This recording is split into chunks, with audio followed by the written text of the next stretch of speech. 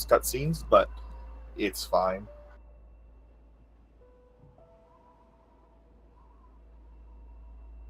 Yeah. So I don't know either of these players, but that's no shame for such a huge community. Yeah, Do you know either?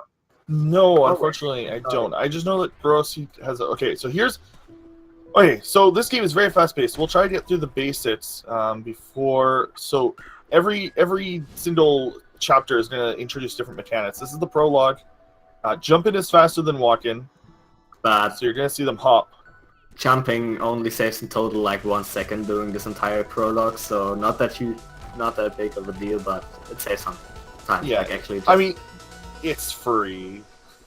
Yeah, that's true. So don't mind the timers. One runner is using the in-game timer. We've just captured that, so they'll be in-game. The in-game timer is how this community runs it by. It is accurate to the millisecond, programmed by the developers. Stops during like those menus, and it's like accurate for each version. Like on console, there are some longer loading times maybe than on a PC, and just like in-game timer is accurate for every version. Yeah, it basically means that there's no PC advantage in this game, like some other games, and for the most part, there are no glitches. I'm going to take a reset to get the hop there. So that's kind of the first more advanced mechanic. If a block at any point moves Madeline, then the block will basically add its momentum to Madeline's jump. It's a very important part of the speedrun. Yeah, like how movement and momentum works in this game is very well made. Like you can stack momentum, like from Madeline's herself, but you can stack the momentum of platforms towards Madeline's own dashes. Yeah. And there are a few techniques like hyper dash, which we are seeing a lot already. Yeah, so jump dashes, or some people call them super dashes, are where you dash into the ground and then then do a dash out of that. It basically adds the momentum from the jump. You'll see they'll go very fast. There are 3 stages of these jump dashes using different techniques. On top of that, you're seeing that they're able to jump on spikes. Now they're not technically jumping off spikes. What they're doing is they're jumping before the spike. As long as you've got like 3 to 5 frames. I don't know the exact frame window. I want to say it's 3 to 5 frames to jump off of a spiked edge. As long as you are not moving into it, you can jump off of it. It's very interesting. Yeah, that's actually the first time I heard it. I thought like, wait, that's pretty weird actually, but it works out. So yeah, it's still a cool mechanic in my opinion. Yeah. So Chapter 2's mechanic is these dream blocks, and we won't really see their special mechanic used much, but they do have one that's used for the B and C sides, which are the more difficult versions of the levels.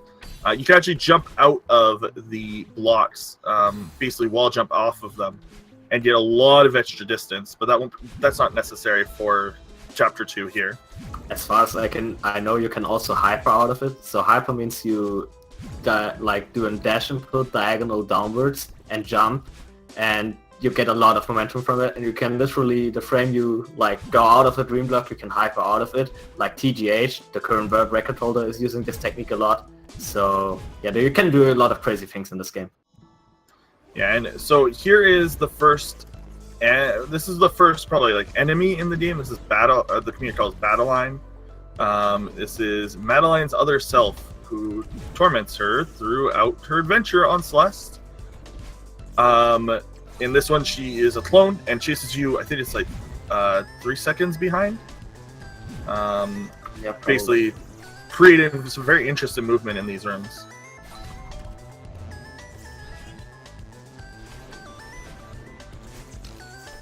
And we're seeing a very respectable 340-ish touch from GrosHiken. So that whole part, Madeline was asleep, I believe is what it was, and now she's awake, and you just finish up.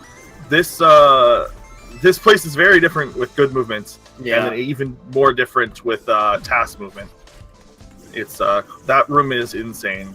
Yeah, like if you haven't, yeah. Sorry for finish you. yeah, if you go watch, honestly, go watch the tasks of this game. It's one of the craziest tasks.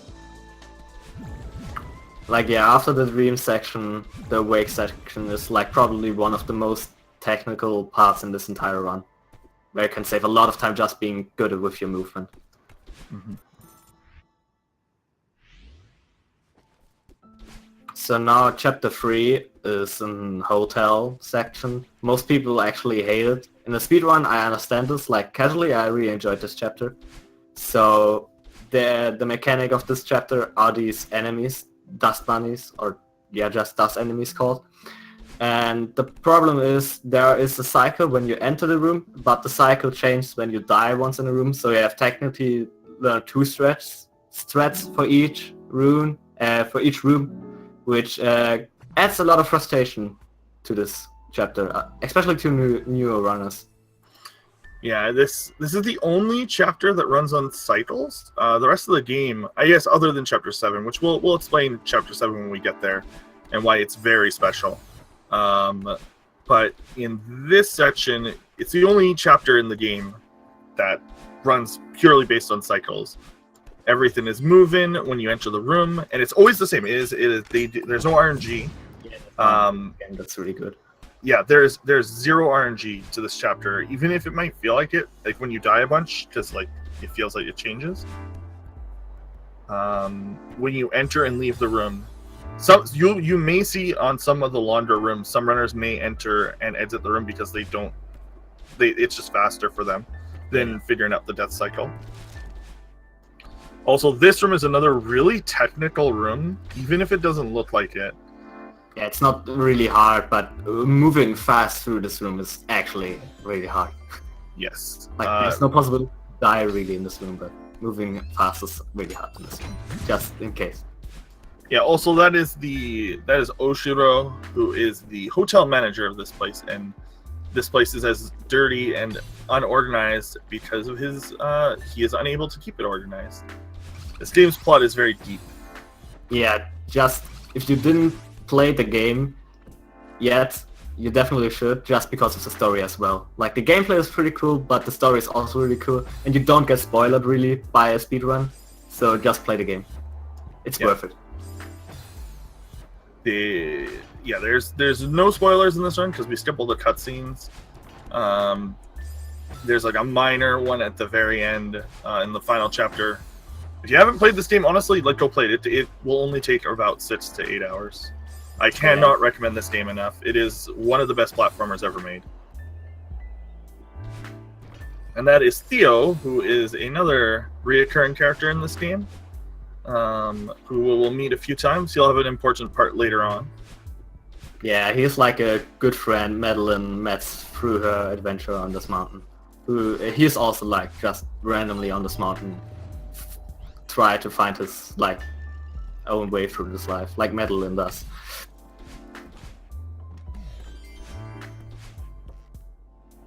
So what our runner's doing right now, or at least GrosHiken is doing right now, he has to go through these 3 sections to clean up the hotel, because on the end of each section there's a switch, I would say, and it just cleans up every item, like for the book section, for the toll section, and for the chest section, whatever.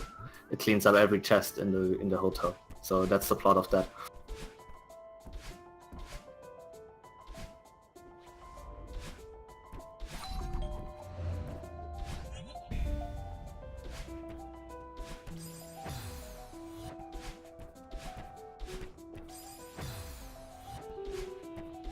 Yeah, you'll see how momentum you can keep momentum going in that room by just doing dash jumps off of each of those individual platforms. This room is probably one of the harder rooms on the death cycle. It's very different. The longer the room is, the harder it is to learn it. Also, you'll notice a recurring theme of mirrors. And then this is Oshiro again. He has turned into a super vampire monster guy. So yeah, the Oshiro section is definitely one of the hardest sections for newer speedrunners, and also casually this section is really tough, to be honest. And it's just like Oshiro is chasing you because you made him mad, and if you die on one of these rooms, it changes a lot because it changes also where Oshiro is dashing at you, which like adds a lot of problems sometimes. But but Gros is doing well on the Oshiro section so far. You'll notice that he's been taking a few intentional resets, which will count as deaths by the game. Any reset that you do in the menu is also calculated as a death. There were a few intentional ones in this chapter to save time. It's just faster to reset because you keep the key and you don't have to go back through the room. And that is the end of chapter 3. So 6 minutes 12 seconds? Or is it 5? It's 5. Okay, 7, never mind. It's very pixelated for me, this stream. Sorry.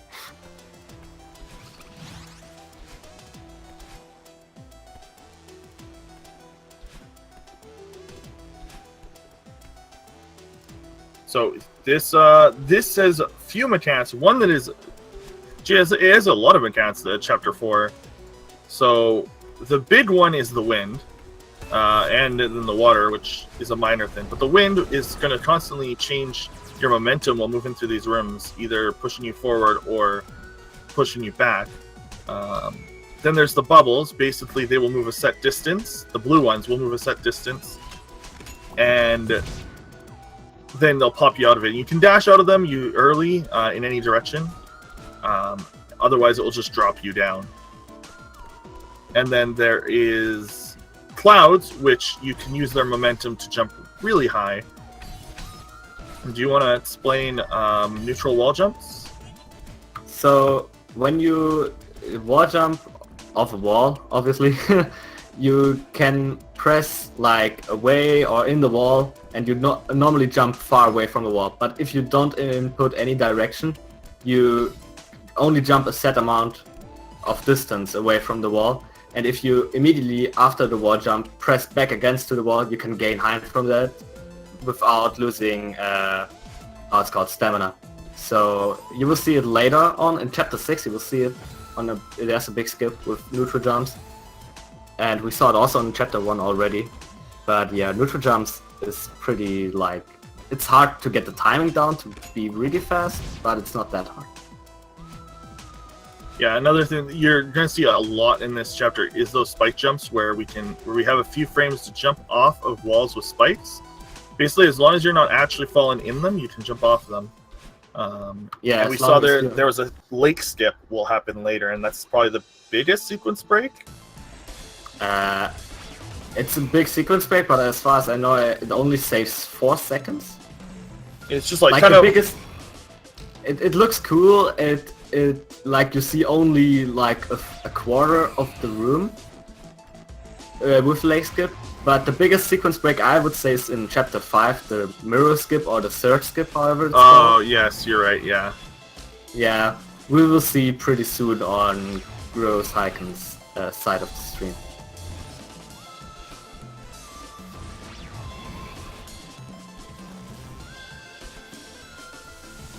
And in this chapter, you'll see that now they've got snowballs. It's kind of like a slower, reverse version of Oshiro. Yeah, like in they aren't. Sorry. So. Sorry, no, go ahead.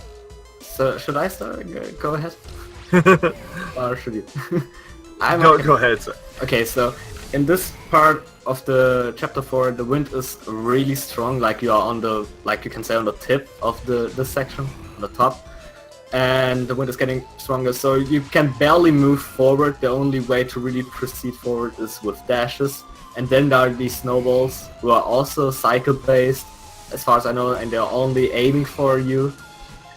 And they can be really frustrated because they have a kind of weird hurtbox. You can jump off that, but that's pretty weird actually. Like sometimes you jump off them, and in the like 1 pixel later you don't jump anymore of them. So it's pretty weird.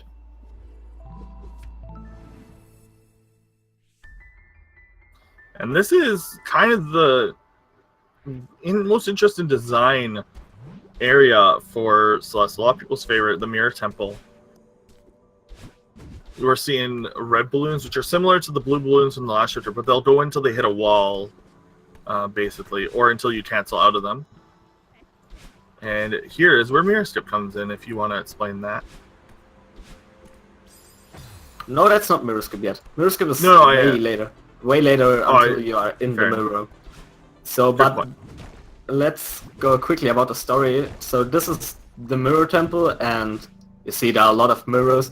And what basically is happening during Madeline's mind is that she's actually looking in the mirror and fighting against her fears and stuff. Like, she sees in the mirror her fears and she's fighting against it. You will see later way more of that. I actually talked about that a little bit too early, I'm sorry.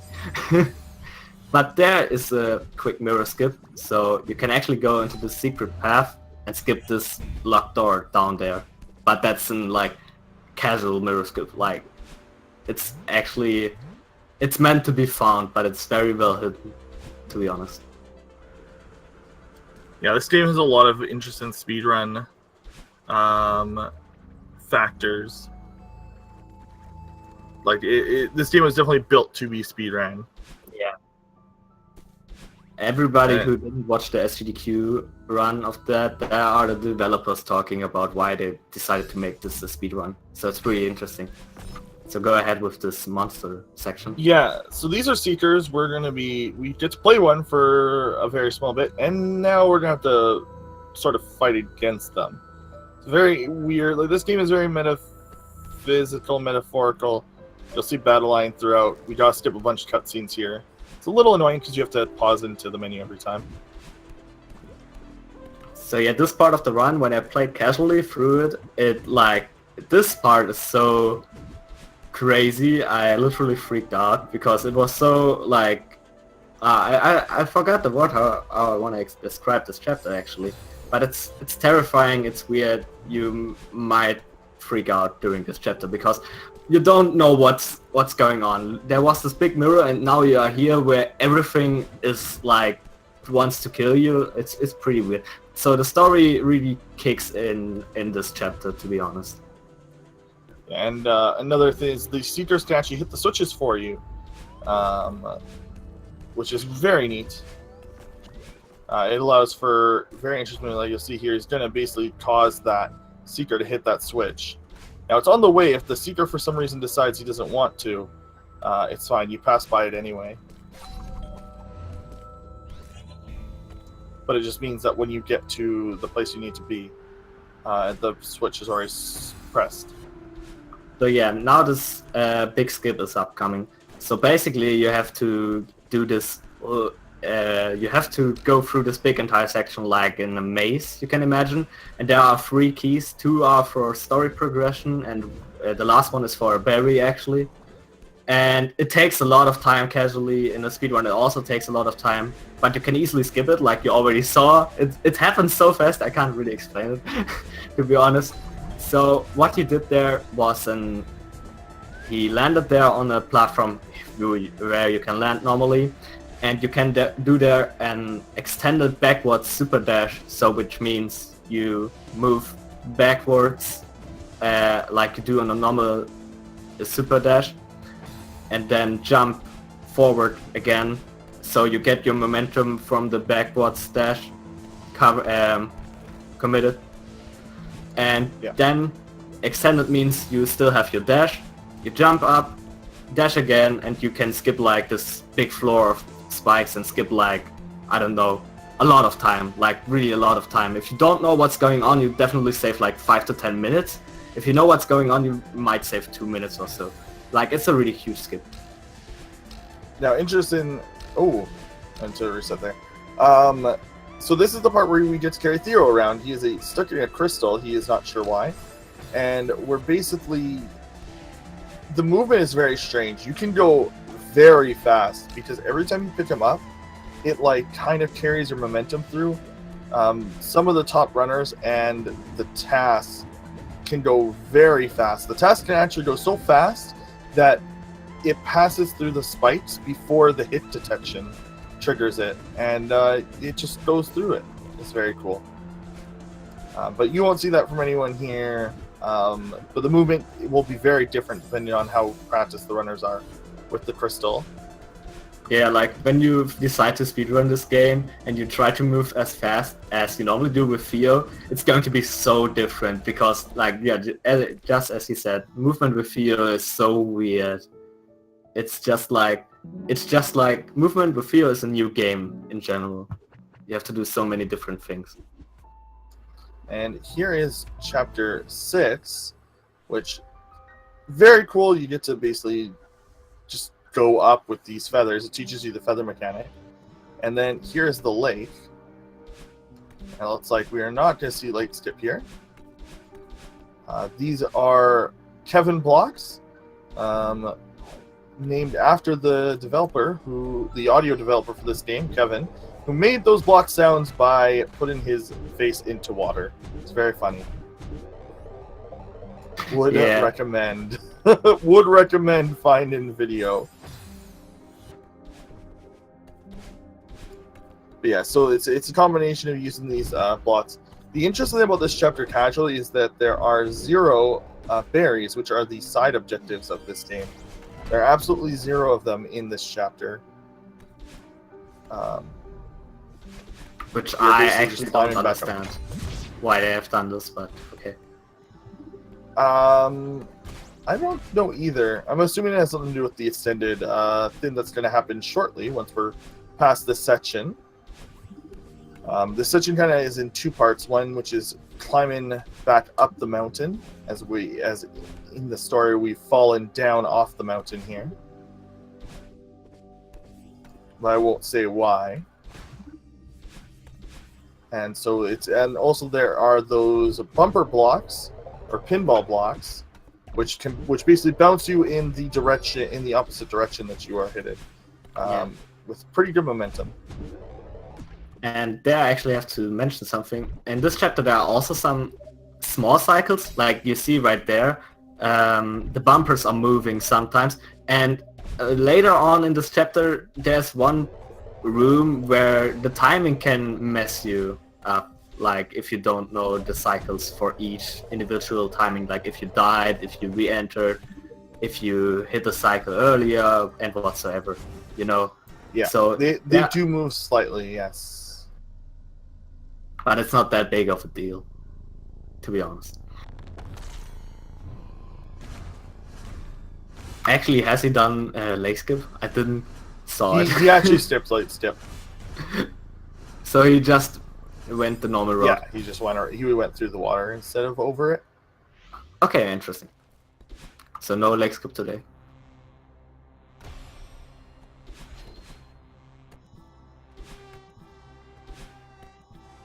So now GrosHiken is done with the first part of chapter 6, and now the second part starts, where Badeline is like getting in action again. Yeah, it's reversed in that you're chasing Badeline instead of Badeline chasing you. Yeah, it's going to be an epic boss fight, and actually a really long boss fight. Like casually, I fought her, and after like I don't know how long, I just thought, when is this going to end? But in the speedrun they're doing it really quick, so it's upcoming soon. Yes, it's got a very interesting mechanic. Also, here is where we get to see the Kevin block for a very extended period of time. We have to hit Badeline here 20 times throughout this. I mean, it's not like actually like a health bar or anything. It is essentially just you get rewinded back in time. You bounce off of her, and time kind of looks like it rewinds a little bit. And the sound effect also really like making this effect of rewinding.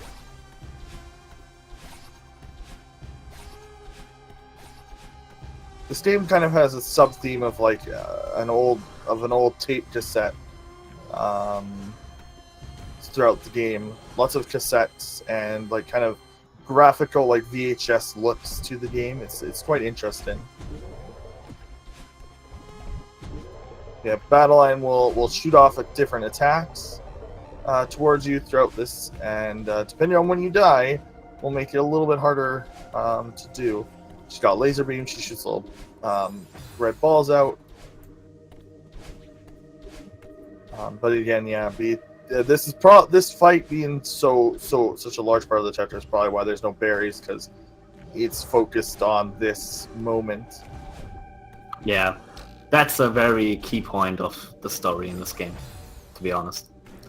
So, quick, going back to, I don't know how to pronounce his name, Chocolate? Chocolate. Chocolate. He also got the mirror skip, if you saw it there. So, yeah, it's a not really hard skip, but it saves a lot of time. Yes, you definitely do not want to. That is not a thing that's really optional in the speedrun. It's probably like the first thing you should learn. Like it's very important. It's like the only needed skip to speedrun this game properly. Like you can easily get down to sub 40, I guess, without learning any other skip, because the time save is not that huge. But this time save is really good. So GrosHiken getting to like the final stretch of the fight. So here Madeline is talking to you a little bit. We skip a cutscene, and this is like the last 5 or 6 rooms of the fight. She kind of mixes up all of the techniques that she's been using throughout. Instead of just always using the same attack, and then it's an alternate. Yeah, and also she manipulates, like for me she is manipulating these blocks, moving up and downwards, making it even harder for us. And yeah, it's just a cool and epic boss fight, to be honest. This this last section here is quite neat, with you having to use the momentum of her pushing you back, but giving you your dash back. Yeah, this entire fight feels really smooth and well made, actually. Like you always enjoying it, even if you die. Like in a speedrun maybe not, but casually you still have fun because of the pure epicness of this fight. Also, now we have leveled up. So essentially after reconcile, so this is where we'll start to get a little spoilery if you've never played the story. Otherwise we can't say. Basically, you reconcile with Battleline, your other self, and you team up to basically get through the mountain. And that is why Chapter 7 is very special. In Chapter 7, not only do we have 2 dashes, but we are climbing back up through the mountain, including, we're going back through all of the old areas, but in different portions. So this is the longest chapter of the game by far, but it's also the most interesting.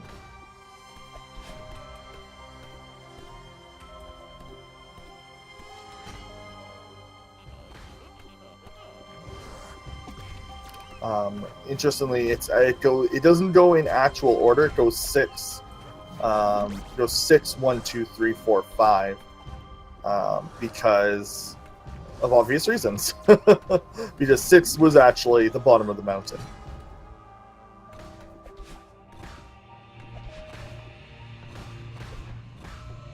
The music is also pretty great in this chapter. So yeah, it's just like the music itself represents the epic last climb of the mountain, so your final quest, and teaming up with Battleline and 2 dashes, it just feels amazing. Just play the game, honestly. Yeah, honestly, it even knowing this twist in Chapter 7, it's the dialogue and everything in the final chapter is very well done. It's the reason a lot of people consider it the most important game ever made to them. For a lot of people, this game means a lot. Yeah, for me it's too. We neglected to mention a small mechanic that doesn't get much use in this category, but was actually used by Gros in Chapter 3, is when you go through a string transition, it gives you a dash back, even if you're in midair, which is used to get a few berries in the all red berries category, and is used in some of the B and C sides for completion. Basically, it also keeps your momentum. It's used in Chapter 5 as well to skip an entire section. It's very important. You only have one shot at that one because the string transition is blocked by a board, so you can't actually redo that if you miss it.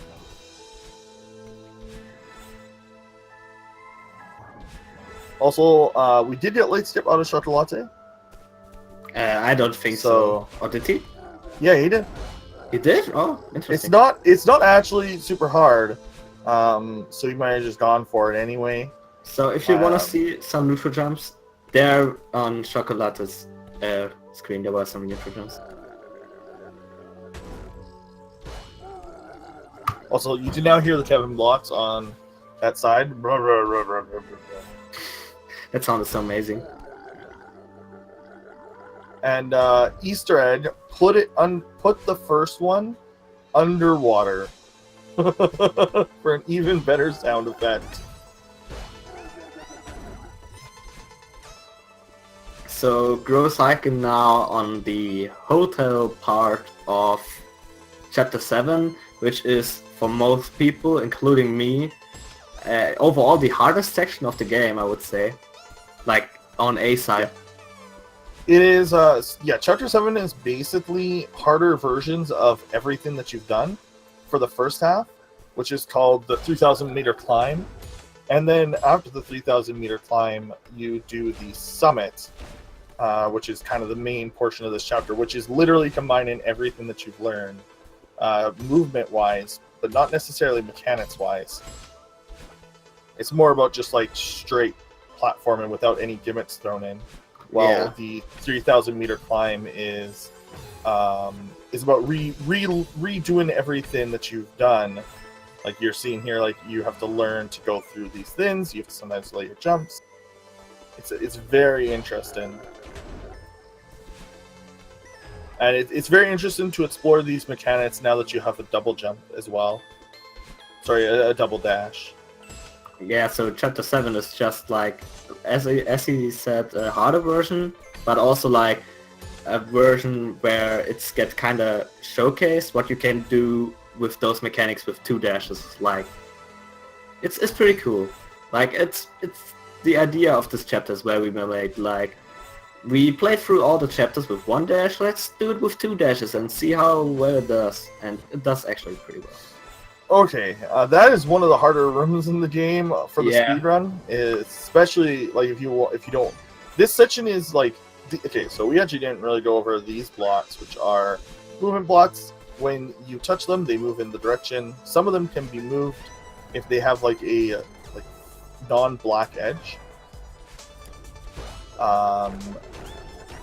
This chapter 6 is actually an auto scroller casually. Like a lot of parts of it are a auto scroller. And you'll see that a little bit here, but we skip most of them. Yeah, but those game doesn't have. Yes, this is probably the chapter 6 is probably the most technical, and then as well chapter 7's chapter 6 portion. Sorry, chapter 5. We're in the chapter 5 portion. Oh, we're actually in the chapter 4 portion. Right. Hey. So many chapters. This game is very big, despite it being a 30 to 60 minute speedrun. The Wind Mountain, or also Gold Ridge called, section of Chapter 7 has a lot of auto-scrollers, but you can skip them if you are very skilled, but yeah, those are really hard. But save also quite a lot of time. So there's key skip, yet again, in GrosHiken. Oh. You have to do like 2 spike jumps. Oh no, you have to do 1 spike jump and then double dash up there. And he does it on the second attempt, which is pretty good. So like when we say auto scroller, like, there's no screens in this game that are locked to like movement. Just auto scrollers in the sense of it's expected that you just follow and move these blocks along to get through. Yeah. But thanks to the momentum mechanics in this game, and technically, Madeline has no speed cap. There is no speed cap in this game. From a technological perspective. So, in theory, Madeline could go infinite, can go as fast as the game can recognize. There's nothing stopping it other than movement. So now GrosHiken meets the summit, the last 3,000 meters. There are 30 flags, like they work as a checkpoint because there are no real transitions. Like there are a few, but you will recognize them. And those checkpoints are just like when you die, you respawn there, because I think they just want to make big screens, like it feels more connected. This section is sort of one giant screen. I think there's about 3 or 4 Madeline, like I don't know what to call them, but the friend jump. I don't know. Yeah. I don't know what their official name is. I don't know either. Yeah, I when don't you touch even battle know line, if they have one. yeah, when you touch battle line, you two basically like hold hands and then like launch each other up, further up the mountain. But yeah, so these checkpoints are now the saves instead of the screens themselves. You can skip them, some of them to save time. Yeah, there's a few that you can save time with. But if you die, you lose a lot. Yes, because and casually each of these flayeds is extremely difficult sections of the game. Yeah. This is by far the hardest chapter, both casually and probably from a speedrun perspective. I kind of agree with the people who say that, but for me it's not really the hardest section.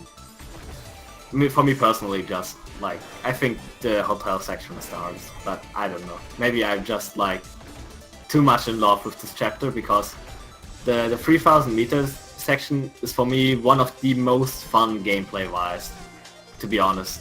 Like I love this climb. It's just has to do a lot with wall jumps, and you touch ground for so long, you don't touch the ground for so long, and have to like keep your dashes properly. It's really cool.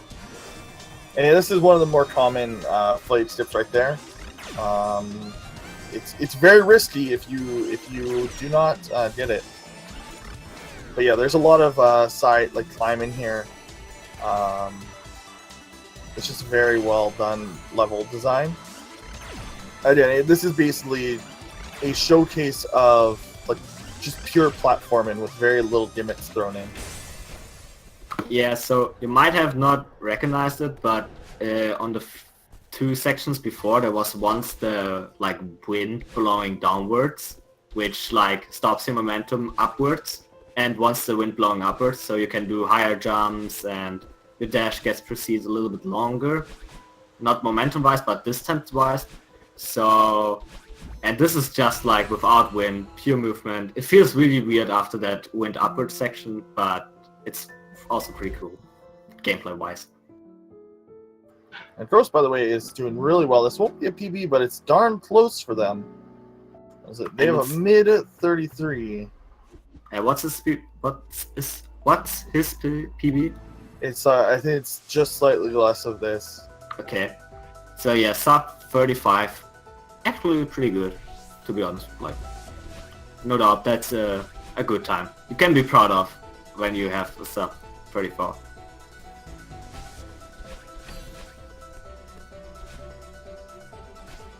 And with that, GrosHiken has got a 33.49, very good time.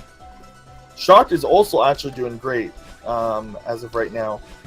Currently on Summit with at 35, and this is about a, I don't know, would you say 10 to 15 minute chapter? Yeah, like good players can beat it in I think 8 minutes, but normally you will take here like, as an average good player, you will take like something between 10 and 15 minutes. Yeah, Scotch's PB right now is about a 50, right on the dot right now. On SRTV, it's not updated, but during their last race, Shock got a 50.0002 or something like that. It was like 50.0000. It was crazy. Did really well. Cool. PB by over a minute. Hopefully, we'll be getting Dross in here shortly. I think actually we have the ability to do that. I have to pull it up. Oh yeah, there was something like an interview. I remember. Yes.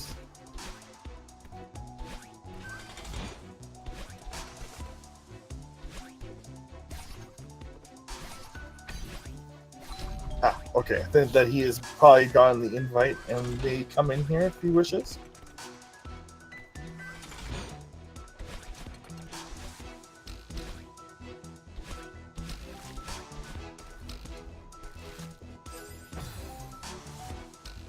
Yeah, this game has a lot of like improvement just as a community.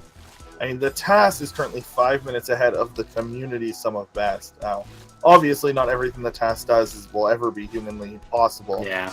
But There are a few it's things still very good. Humanly impossible, honestly.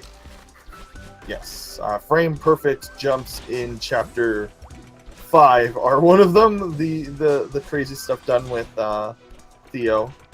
Yeah, Theo is so Momentum crazy. transferring with Theo is insane. But Shock is doing really well right now. So let's talk real quick about this one frame jump thing. So when you hyper dash or super dash, whatever, you can do something like a bunny hop called, and it's just like a one frame jump, and the longer you jump, the more momentum you will lose. But if you just jump one frame, you will carry your momentum over to your jump. So, and the task can abuse this pretty hard. And yeah, just watch the test. Shout out to the test. Shout out to the guys who made the TAS as well. Yeah, as well to them. I would highly recommend. We can't. Like this, it's probably one of the most impressive like TASes I've ever seen. I've watched a lot of them. Yo, yeah. On SGDQ I saw it the first time and I was like mind blowing. And also just watch SGDQ's taskbar because the couch was insanely good. Yep. It had TGH and Yoshi Pro are number 1 and 2. It had one of the developers on the couch. It also had the 2 guys who made the TAS as well as Covert Muffin. Yo, like just commentary wise, he was like he didn't saw it before, and he was like his how to say it, I forgot the word. How he saw it and how he described it for the first time was just amazing. Yeah, and by the way, there's literally going to be like there are 126 people in this tournament, and then something like that. And every group, you have to play everyone. There are going to be well over like can't even think about how many matches. There are a lot of matches. There will be at least like 5-6 matches every day probably until the middle of August. Yeah. I don't remember when group stage ends, but I think it's middle of August, somewhere there. Yeah. So you have a lot of opportunities to watch some cool races of cells, if the speed gaming community has time for it, obviously, to restream them. If not, just watch the runners. There are a lot of active players, obviously. This part is hard because it's actually a pretty long dash if you want to do this the fast way. And that's basically a shortcut. Yeah, so what he does there was an extended hyper. So he does a hyper input, but delays his jump a little bit, so he gets his 2 dashes back after he jumps. So he has best momentum and 2 dashes, which are the things you need to get through this fast.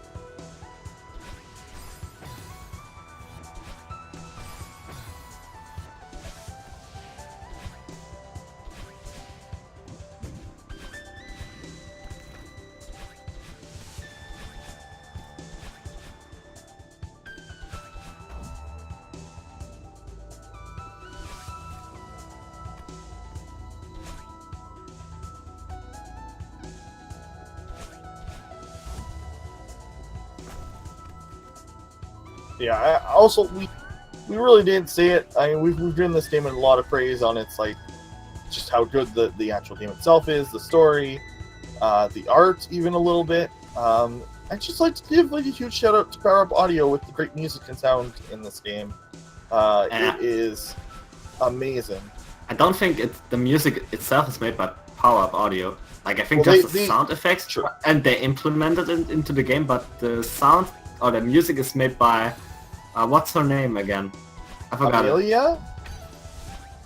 Is that Wait a second. Amelia was the name? I have the album on my phone. I will check it quick. Yeah, the music in this game is fantastic. Yeah. Shout outs to Lena Rain.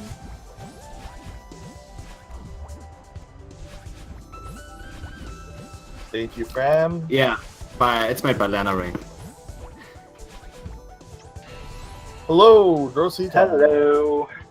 Congrats on the almost PB and your second victory in the group stage. Yeah, thank you. Indeed. It was a nice run actually. Sorry? It was a nice run actually. Yeah, it looked pretty clean, to be honest. Yeah. Had a couple of mistakes of course, but we can avoid those. Let's hope for PB from Shock. We'll see if he gets doorstep. I didn't do door skip and I do. You didn't do late step either. No, I don't do those. I'm not consistent enough. Like, actually, door skip is just a meme skip. I know. Yeah. And leg skip, like, if you... It actually saves a lot of time, but it's really hard to do, in my opinion. As far as I know, it just saves 4 seconds. Yeah, well, yeah. Yeah, okay, 4 seconds are somewhat a lot in this game, to be honest. It can Especially be. when you're if you can down in the try. 33s. Yeah. Yeah, I don't know. then every second is important. Yeah, maybe. I don't think it's necessary yet, though. Oh, he actually tries to go for door skip, but failed twice yet. Now he's going to vanilla route. That's good. Hey, may as well go for it when you're in a race and but he's at you on pace for PB. Maybe not anymore. I'm not sure. I can't think of how long this last section is. Oh, sorry, can you repeat? I'm not sure how long this last section is and if he has a chance to still PB, which would be very cool. I think he can. That I would be think, awesome. I don't know. Yeah, I He think has it could, 6 minutes left and is going to 3000. I should make it. I really hope he does. Me too.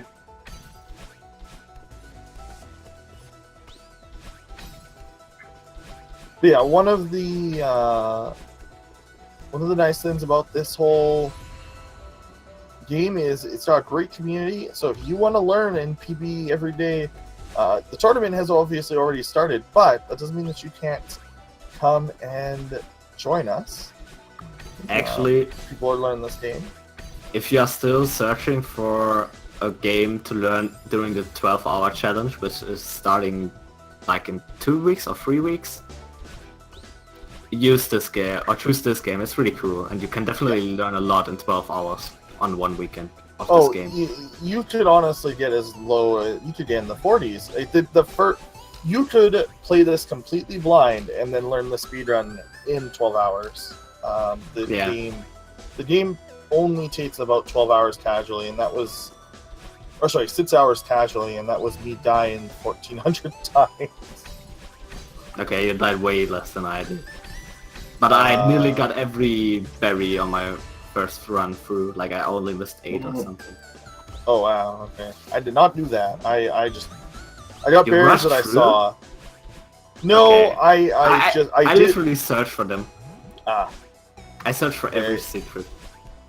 also he's fine. He's on the last section in the state. He is on. I can't read the numbers. It's going too fast. 15 Found now it. it's 14. For me. Looks like it's delayed.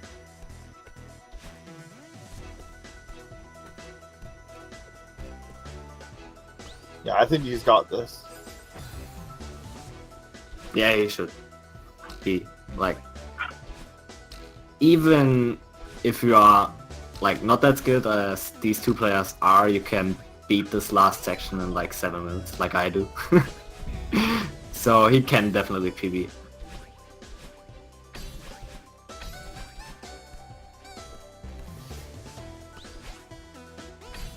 And even though in the race, obviously, I mean, if for example you're like, oh man, this looks like I don't think I could do this for 30 to 40 minutes, it's all measured in-game time.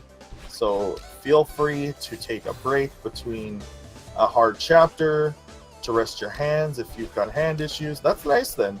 Sweeney is very chill about that.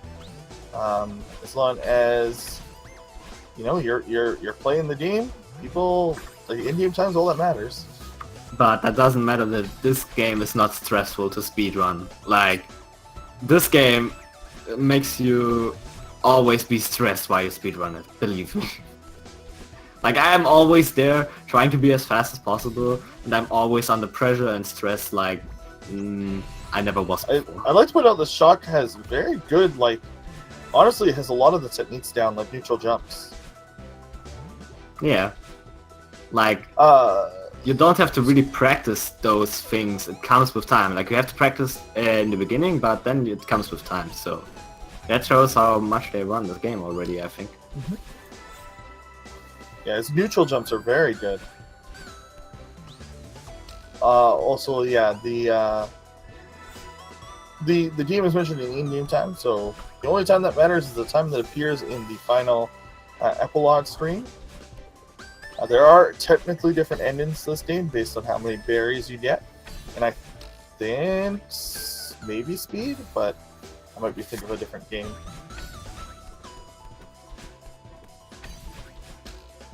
Yeah, this last climb with these last few are very difficult. The scale on the side of the mountain.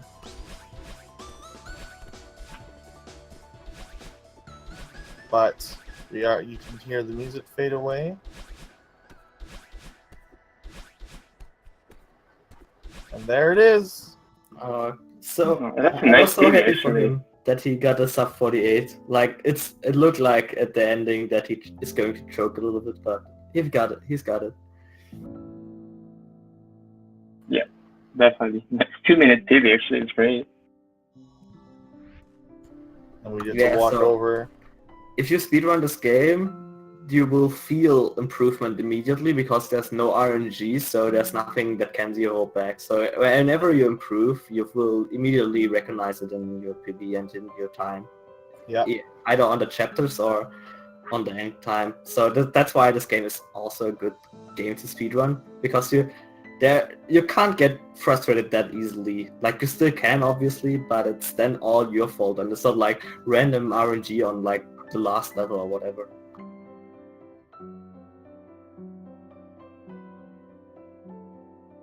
So yeah, that was an amazing race. As I have to say, like, both players played on their own level. Like, that's the group stage. So there are maybe some tight races, but the tight races are coming down in top 64, I believe.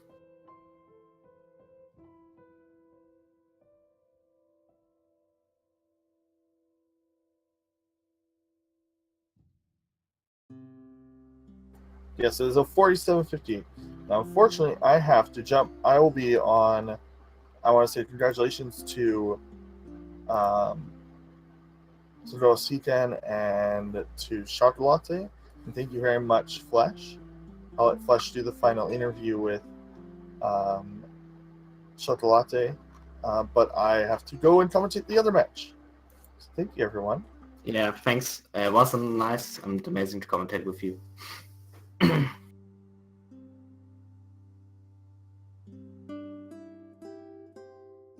I don't know his Discord, so I can't send the link to him. Really? Okay, I will figure that out quickly.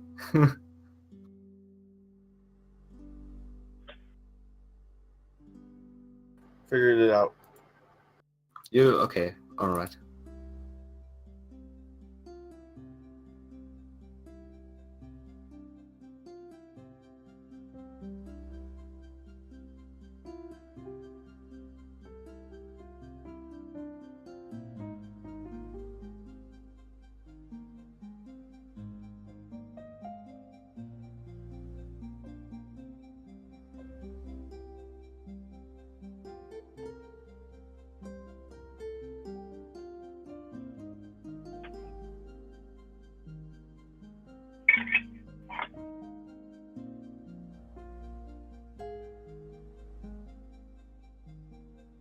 Okay, actually, Shock doesn't have a mic set up, so I guess we'll just all say goodbye. Congratulations, Shock, if you're listening on the PB. Congratulations, GrosHiken. Good luck on the rest of your on the other 5 matches. Thank you. And again, thank you very much, Flash, and everyone for watching. Thanks for having me here, and thanks to our 2 runners for this amazing race. It was nice to watch. I hope we explained everything well enough. Yeah. Thank you so much for everyone like making this, like, honestly, 500 viewers for just like a random group stage match in a tournament. It's really sweet, and the entire community, I'm sure, appreciates it.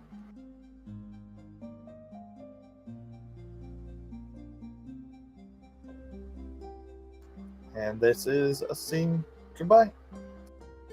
Bye. Bye.